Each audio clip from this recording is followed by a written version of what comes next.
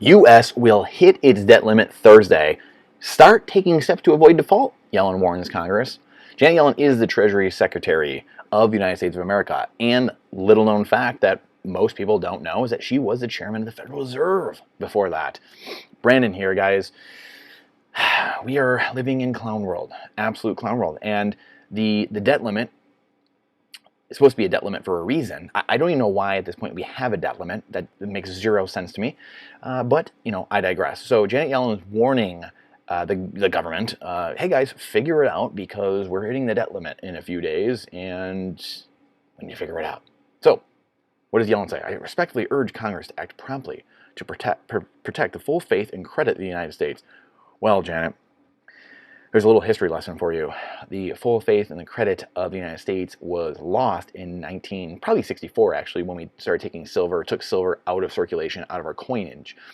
And then it was truly lost officially in 1971 when we took gold out of the dollar. The dollar is no longer redeemable for gold, for actual money. It was, again, what most people don't understand, and I don't know if Janet knows this herself, but dollars aren't money. They're just currency. Just like seashells or anything else, I guess, right? A paperclip. Like we just call it currency because it's something that people accept as an exchange because there's a military backing it, as many people say, or because it's legal tender, so you're forced to pay taxes. If no one is forced to pay taxes in dollars, I have a question for you. Would anyone use dollars? Just a quick little riddle for you there. Going back, though, 1933, maybe that was when we lost full faith and credit in the United States, when federal FDR, basically the federal guy, big federal guy, FDR, Franklin Delano Roosevelt, took the gold from the people, passed Executive Order 6102 and said, you know what, give me all the gold. I'm confiscating all of the actual money, and then he revalued it from $20 an ounce to $35 an ounce, and basically anyone who was holding gold and didn't give it to the government doubled their wealth overnight, and anyone who wasn't holding gold or gave it up lost half their wealth overnight. So you could bump that back even more, though, and say, you know what, maybe 1913 was when we lost full faith and credit, when we had the Federal Reserve in the first place and we started the payroll tax or the income tax at that time.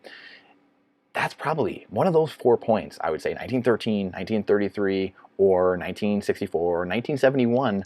There's arguments for probably many other situations as well. However, those are some of the most extraordinary when it came directly to money and what the government was doing, or currency, or changing it into a currency, right? We change our coins from money then into a currency because the dimes and nickels, everything, that's not actually silver now. That's not actual money. So you have to, again, this channel, we always try to ask ourselves why. Question everything with boldness, even the existence of God himself. Why do we take silver out of our coins?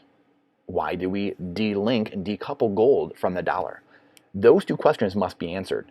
Any economist, Janet Yellen, Jay Powell, anyone, any just individual, any citizen has to ask themselves, why did that happen?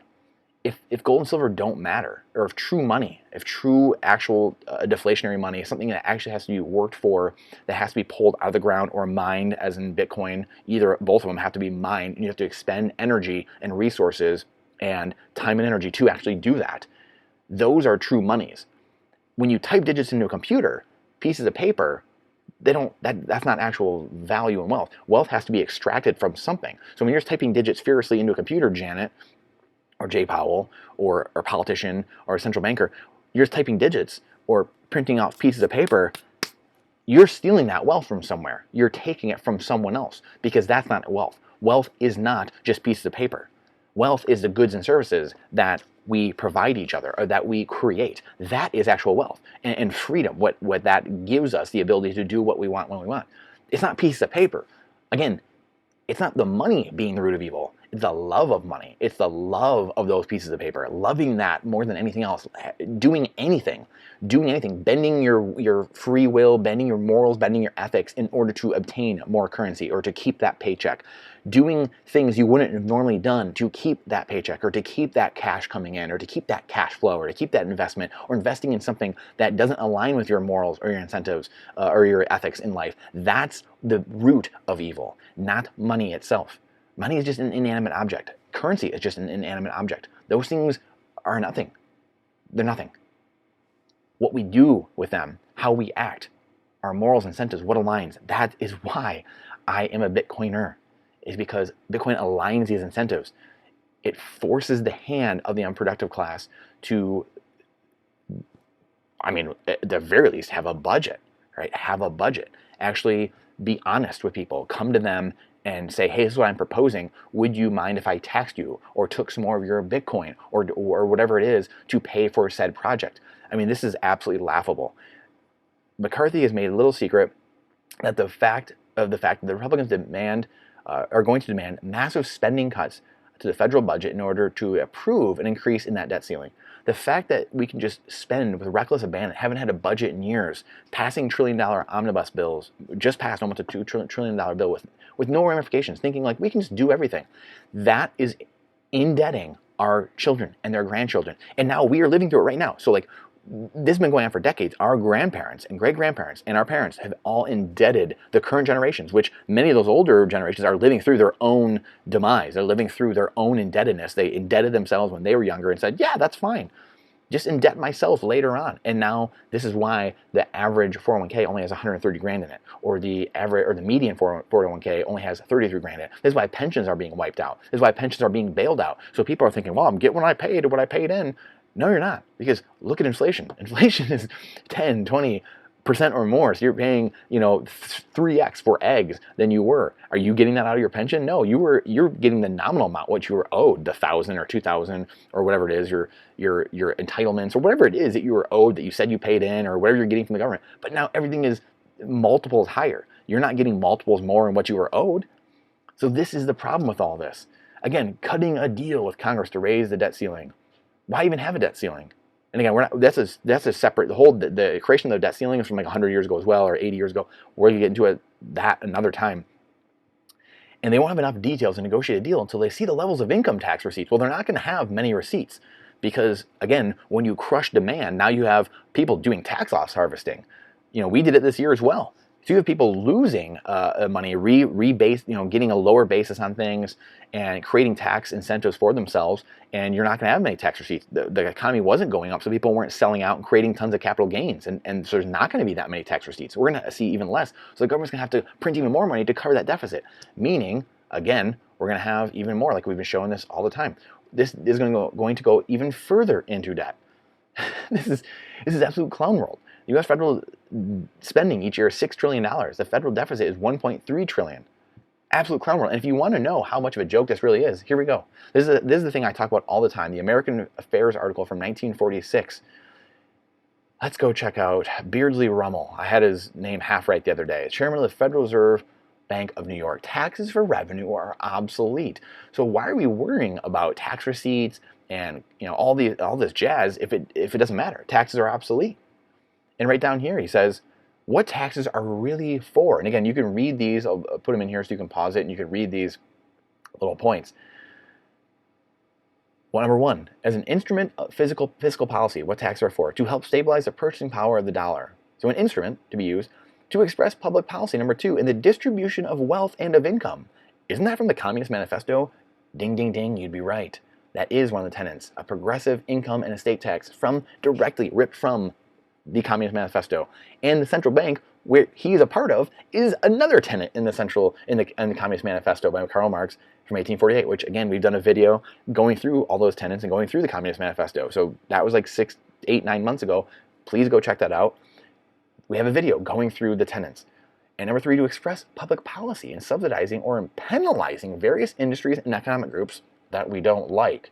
That's what this is like. They're out here saying this. They're literally telling you we don't need taxes. This is one of the Fed heads from 80 years ago, or 70, 80 years ago, is telling you we don't need your taxes. We just tax you to penalize you, to redistribute income and wealth. That's it. If this doesn't make you extremely upset, I don't know what does. The government just blatantly just saying, you know what? We're going to steal your wealth from you, and we're going to make life more expensive for you going forward. Look at these numbers, just continually going up, constantly going up, second after second, day after day. And again, if you hold dollars, if you hold that currency that they're talking about, look at your life against Bitcoin. Your life, if you hold Bitcoin, keeps getting cheaper and cheaper and cheaper. And this is a value, conversely, this is the value of your dollar. If you are holding dollars and just holding a bunch of dollars or a 401k or stocks or whatever it is, and you're just holding dollars thinking like that's an asset, this is your value of your dollar compared to Bitcoin, just going through the floor. Same thing when we come here and we talk about eggs, the topic of the day here in the country, going through the roof. This is your life on the fiat dollar. Fiat currency, the dollar, if you're buying eggs since 1980, it has gone through the roof, starting that parabolic curve. However, this is your life over the last 7 years with Bitcoin. Again, your life has gotten extremely cheap, and you can buy farms, multiple farms, if you hold Bitcoin, because there's only 21 million. It's a finite, scarce, immutable, uncensorable, decentralized, peer-to-peer asset. I don't know how many times we have to say this, how many times we have to go through this. This is not going to change. This doesn't change. It won't change. We know two things. We know the government absolutely has to keep printing currency until it literally, like full faith and credit. You guys have defaulted so many times. Every time you raise the debt ceiling, that's a default. You're saying we've defaulted. It's a soft default, it's called. A hard default would be saying, yeah, we're not paying anybody. We're not paying any of our creditors, nothing. We're not paying out, anything, the entitlements people are owed, or payments to bondholders. That would be a hard default. Soft default is, we have to keep printing currency to cover these losses. We have to keep printing and getting this number up and up and up and up, more and more and more, because we can't pay what we have. No amount of tax cuts or tax receipts, or no amount of cutting spending even at this point is going to fix any of this, because we are in a debt-based system. That's the secret in all this. It's not backed by anything. Every dollar in existence is owed back with interest to the central bank. The central bank owns all that now. So there is no cutting of spending. You can cut all you want, doesn't matter. All the dollars in existence, that is owed all back to the central bank plus interest. If you give every single dollar back to the central bank, but there's still interest owed on top of that, where does that come from? Where does that interest come from? Answer is, there is nothing to give, and the system implodes on itself. That is why these inflationary fiat legacy Keynesian systems ultimately explode on themselves. They go into a hyperinflationary type of bubble, but it doesn't have to be for us. It doesn't have to be for us that way. And you don't need 100% Bitcoin. Get 1% in Bitcoin. Get 5% in Bitcoin, 10%, whatever you're comfortable with. Get outside the system. Get some gold and silver. Get some food. Get some water. Get some security. Become independent and resilient. Become your own central bank. This is not financial advice. This is freedom advice. Freedom advice is what's going to take us to the next level of humanity, not financial advice, not arbitraging this and that and day trading and doing all kinds of insane things. Dollar cost averaging into the hardest asset known to man, the hardest money, the only money that is actually puts you in the driver's seat and not the government and the central banks in the driver's seat. So this is just absolutely comical. All this is just complete noise, and there's nothing they can do. There's nothing they can do. They're going to, Friday's notification, the clock's coming down. The debt's here. Spoiler alert, they're going to raise the debt ceiling. The debt ceiling has to be raised so that Republicans can say all they want. They can do this. They can grandstand. The debt ceiling has to be raised. 15 years ago, I thought, as a libertarian type thinker, a constitutionalist, more just a Bill of Rights advocate. That's only what I was. I thought, oh my gosh, we need to do this. We can't raise the debt ceiling. Little did I know, I didn't know the money side. In the last 15 years, I've understood and seen the money side now. I read The Creature from Jekyll Island soon after that, around the '08 crash. Read all these things, studied this, invested myself, and seeing the money side is the only way you can understand the political side. So like, this is going to be a political fight. That's just the gladiators in the Colosseum fighting each other. That's just obfuscation of reality and just distracting you from what's really going on. It's truly the gladiators in the Colosseum, and then the people in the back coin clipping and debasing the currency, the gold and silver, out behind there in the treasury. That is what will happen, guaranteed 100%. They'll raise the debt ceiling. Eventually, they'll make some type of ridiculous fake agreement or whatever, and then promise you don't do it again, and then it happens a year later or 2 years later. This is why it continually happens over and over again. The debt ceiling is a fallacy, and Bitcoin solves this at the end of the day. So this is hilarious. This is why we need a money issued by the people and for the people and run by the people outside of this. Henry Ford talked about this. This is not new. Henry Ford talked about an energy money run by the people. Friedrich Hayek talked about a money run by the people that had some sly roundabout way around the government. And this, we have it now. It's Bitcoin. That's why we have it. That's why governments are attacking it. That's why you see people attacking it. But Bitcoin was designed to be attacked. That's a beautiful thing. So this is Clown World Comedy Hour. If you don't want to be a part of Clown World anymore, if you don't want to be a part of red and blue and black and white, man versus woman, old versus young, liberal, conservative, if you don't want to be a part of that fight anymore, then we welcome you to the Bitcoiner side. We welcome you to the big brain side. We welcome you to your own system, your own parallel system being built that's now disrupting technology. It's disrupting social media, decentralized social media. The world is going to look vastly different in 5-10 years. And Bitcoin is going to be probably the protocol that is running that world. The first layer protocol running that world. AI, tech, super intelligence, everything that's coming. Is that going to be run off of a payment standard of gold or fiat dollars? You can't send that back and forth quickly, either one of them. Some you can't at all. But Bitcoin can be sent instantaneously, almost no cost, speed of light. So again, many reasons why, but then also the trends in that direction. These are the reasons why for 4 or 5 years now that I've been researching and studying and seeing, oh my goodness, this is why it will be this way. I appreciate you. Please like and subscribe to this channel. If you like what we're doing here, please share it. Please let me know what you like, and please share it, again, with someone you think might need this, with someone that you think is right on the edge and needs to hear it from someone else. And we appreciate your time and your energy. It's the most important asset we have. Again, Bitcoin is time, and time is Bitcoin. We look forward to seeing you on the next one.